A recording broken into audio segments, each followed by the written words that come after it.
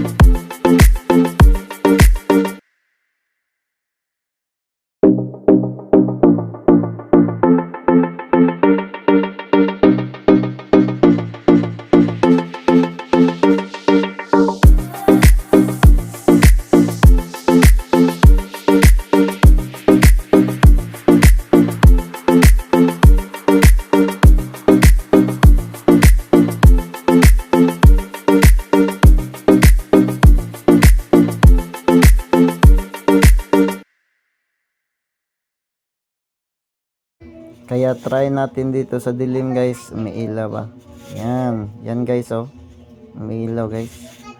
Kaya guys, let's go. Kasama pala namin ni Papa guys ay si Ilario.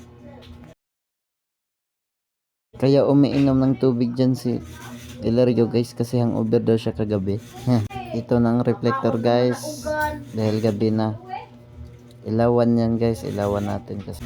Ilawan mo muna ng flashlight guys kasi para umilaw doon sa ilalim.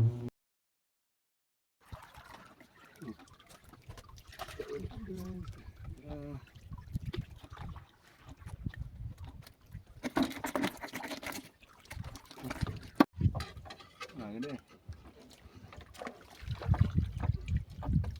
Kamu isda ah. Loh. Lambud nih. Lambot eh.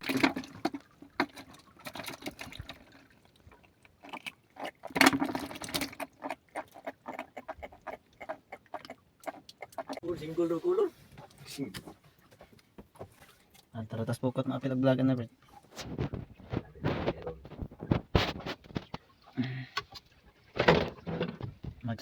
Magsaysay. Ade, adlo.